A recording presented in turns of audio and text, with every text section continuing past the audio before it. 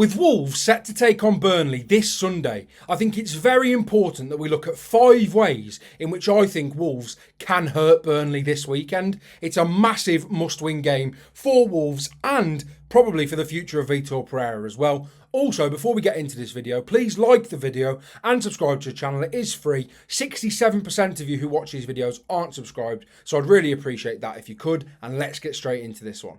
Now, in terms of the league table, it's really not that different for Wolves and Burnley. Of course, Burnley do have 5 more points, but I do think that Burnley are the team, in my opinion, out of the newly promoted teams that are almost guaranteed to go down. Now, that may seem ludicrous, given the fact that, yes, they do have 5 more points than Wolves, but if Wolves can close that gap this weekend, there is just a 2-point gap. And I do think, in terms of a squad, I do strongly and wholeheartedly believe that Wolves do have a better squad. Now, as you can see here, Burnley have conceded 15 goals this season, scoring just 9. Wolves have conceded 16 but only scored 5. Now, that is a massive concern, of course it is. And we know that Wolves don't score anywhere near enough goals. So obviously, scoring more goals than Burnley means they'll win. Now, that's the analysis that you come to this channel for. But no, seriously, in terms of Burnley as an attacking side, they've been relatively decent this season. I think they're averaging 1.88 goals per game, which is pretty decent. And as a side, I think they're relatively quite impressive, considering I think they had not a lacklustre window, I wouldn't say, but I do think an underwhelming one at that for a newly promoted side that's looking and has ambitions to stay in this division. But as I say, I do think it's going to be a really interesting game. Now, I think for me personally, one of the key ways in which Wolves can beat this Burnley side, one of the many key ways in which I think Wolves can beat this Burnley side, is simply by being defensively solid on the transition. Now, I think this is a perfect game for the likes of Jackson Tuchua. Now, on that left-hand side, Jayden Anthony's had a really good start to the season. He's our top scorer. He's been really good, really impressed me against Manchester City. Obviously, got on the score sheet as well. Really impressed me against Liverpool in a game where they had minimal chances, but he did make the most of them when he did have them, really. And he's a player that I think is massively dangerous. Now, Jackson Tuchua has to start at right-back for me. I think that's a key battle in this game. Whoever comes out on top in that sort of area of the pitch, I do believe has a very good chance of winning, mainly because that is their main threat of getting out and breaking on the counter while soaking up all that pressure. And I do expect Wolves to have a lot of the ball in this game because of the way that Burnley do set up. So for me, one of the key battles in this game will be Jayden Anthony versus Jackson Tuchua, and that's one way I think Wolves can beat Burnley this weekend. Now, another key area for me, as I briefly mentioned yesterday, is the midfield battle. Now, I think in terms of a midfield 3, I do think Menezes will start in there, and it won't be that typical midfield 2 that we've been so used to seeing over the last 18 months of Andre and João Gomez. I do think Menezes will be in there, not only because Vitor Pereira absolutely loves the bloke, but also because I do think he offers a hell of a lot when he's actually a bit deeper. I don't like seeing him in advanced areas. He's really uncomfortable to watch. I think most fans would agree, to be quite honest. I know he's not massively popular, Menezes. Although, I do think his work rate in games like this, and to be honest, his work rate since playing a bit deeper in a more natural position for him, let's be honest. A position that shows his technical ability less, or his lack of technical ability less, I think. I think he looks more comfortable in there than being up front and being all action, being in and around the box and stuff like that. He's not one of those players, but I do think in terms of as a player on the ball, I think in this midfield he's key. Now, the midfield battle is going to be so interesting because of who plays in there for both sides. Now, I think the midfield 3 that played against Brighton will be the same midfield 3. I think it will be Menezes, Andre and João Gomez. However, for Burnley, it's going to be interesting to see how they line up. Now, as you can see against Leeds last weekend, it was a really interesting lineup in terms of Josh Cullen, for me, a player that I've really liked for a number of years at Burnley. Thought he was absolutely exceptional last season in the Championship. Florentino Luis, again, a player that I quite frankly couldn't believe they managed to secure the loan of, to be honest. What a player he is.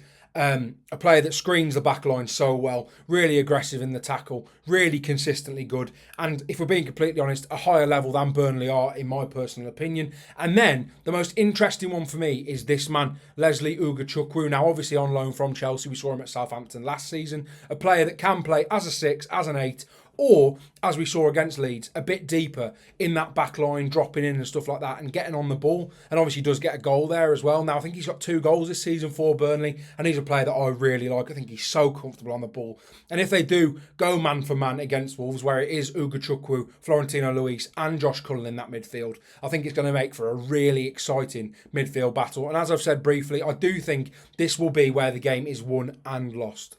Now, another key area of the pitch is the forward line. There's been so much chopping and changing in that forward line. Obviously, Hwang looks like he may be back this weekend as well from his injury, and it looks likely that he probably will start on the left-hand side again, to be honest, although I wouldn't personally do that. I do think getting service to this man, Jørgen Strand Larsen, is absolutely crucial. As I've been banging out for all season, been crying out for this season, give him the ball. It's as simple as that. Give him the ball. He didn't last season create a lot for himself, and he's not that type of striker. Find someone that can give him the ball. Who do I think can give him the ball in the most effective way to break down a 5-4-1 Burnley side? Well, I think the obvious answer to that is this man, Fer Lopez. I think he's exceptional. Now, of course, he's had limited minutes at Wolves, and I think for me, he'll be one of them players that if he doesn't have an incredible career at Wolves in the Premier League, he will be one of them ones we look back on in a few years to say, he's like a bit like a Vitinha maybe, where he's like, he was never, trusted by the managers that he was under until he got a big move somewhere or got a cheap move somewhere and excelled in the top flight of Europe somewhere. And I think he has absolutely got the potential to do that. I really do like him. Now, of course, he's very lightweight, and that is an issue in a game against a physical team like Burnley. But if you're looking for someone to unlock a defence, to pick out a pass, to put a ball into the box, I think Fer Lopez is the man for that. Obviously, we saw him get a brilliant assist, and we haven't really seen him play since then, really, and in terms of a start. I think Fer Lopez, for me, is someone I've been crying out to see more of. I think he's so supremely talented, someone I really like, and ultimately, they've paid a lot of money for him, and if he can't get a game in this current side, he must be absolutely livid, because he walks into this current 11, in my personal opinion, as one of those options in the front three, not through the number 9, but one of those wide options. Of course, I don't know if he's necessarily the most pacey player, I don't think he is, but I think he's more of a Pablo Sarabia, more of a technician, someone that's going to unlock a defence. And I do think he's got work rate, which people don't associate with Spanish players, and I think people might think he's a bit lightweight, but he does have a lot of work rate for me, and I think he works so hard for a player that perhaps you wouldn't associate that with. So for me, Fer Lopez has a key role to play in this game if he starts. As I say, I don't think he will. I think Vitor Pereira will go back to Hwang, but I would absolutely love, and I've been crying out to see him start. And in a game like this against Burnley, where they probably will play that 5-4-1 that they've relied on so much this season so far, I think it's a massive opportunity for him. Now, the fourth way in which I think Wolves should win, or how Wolves get the best chance to win, is by Ladislav Krejci being on it. Now, I don't think he was abysmal last week. I really don't. I know the own goal is pretty poor, but it's nowhere near, his performance was nowhere near as bad as some people have been making out. I think he's brilliant. And let's be honest, if Ladislav Krejci plays well and he leads, as we know he can, I don't see any issues with this going forward as a centre-back. I think he's absolutely brilliant as a centre-back. I think his passing's exceptional. I think his distribution's exceptional. I think his leadership's exceptional. I think his quality on the ball's exceptional. I think as a defender, he's really smart as well. And I just think if he's on it, Wolves have a massive chance of winning this game. And if they win this game, I mean, as Vitor Pereira said, when they win this game, which I find absolutely crazy for him to come out and say that, but I do think if Wolves win, if Wolves want to win this game, Ladislav Krejci has to be on it, and we haven't really seen him be off it, other than, he was okay against Sunderland, really, other than the own goal, of course. But again, for me, Ladislav Krejci is so key to everything that this Wolves side do, alongside Santiago Bueno. If there's any changes in that backline after that Sunderland game, I'd be very surprised. Obviously, Matt Doherty won't play, let's be honest. He can't play, especially not against Jadon Anthony. But in terms of the rest of the makeup, once Jackson Tchouchua is at right back, I do think that Bueno, Tchouchua, Bueno and Krejci is the best lineup for this current Wolves side, and I do think that gives them the best chance of winning. So if Ladislav Krejci's on it and he can find those, those balls into the channel, those touches inside to midfield, driving with the ball, because as I say, Burnley very much sit in that rigid 5-4-1. I think his ability moving through the lines, playing balls through the lines as well, but also getting on the ball, making things happen, I think Ladislav Krejci is one of the massive reasons, and one of the massive reasons that Wolves should win this game.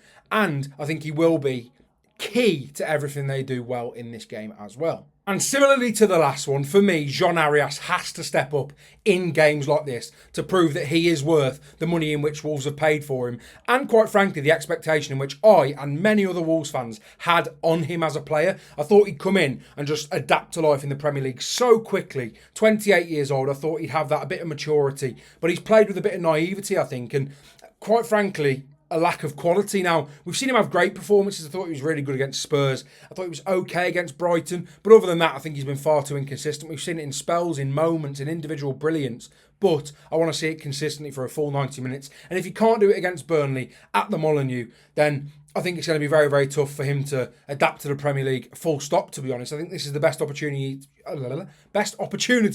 he has got to adapt to this Wolves side. And we need to see a goal, an assist, a moment of magic, a free kick, a set piece. And that's something he needs to work on, by the way, his corners.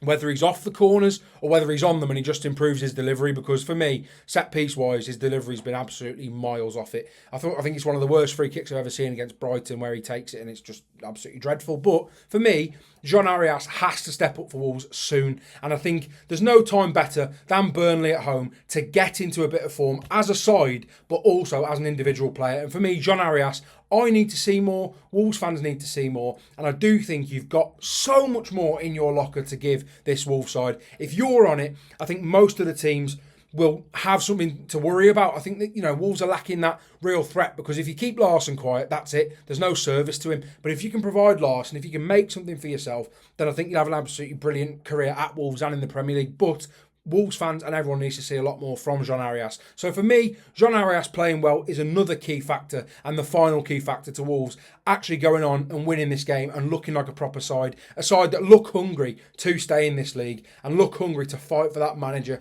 As much as I don't believe in him, and as much as most of the players probably don't believe in him and the fans, I do think a performance from Jean Arias and a performance from this side against Burnley on Sunday is absolutely crucial. Now, if you did enjoy this video, I'd really appreciate it. As I said, if you would like the video, subscribe to the channel. As I've said, it's free, and 67% of you aren't subscribed to this channel who watch the videos. So please do subscribe, as we're trying to hit 2,500 subscribers on the channel. Thank you all for watching. Let's hope Wolves can get 3 points on Sunday against Burnley at the Molineux, and the stadium will be back bouncing. The positive vibes will be in the air, and hopefully Wolves have got 5 points this season, and then they can start closing that gap on the teams above them. Thank you all for watching this video. I really appreciate your support. Let me know your key points in the comments as well. Thank you all for watching again, and I'll see you in the next one.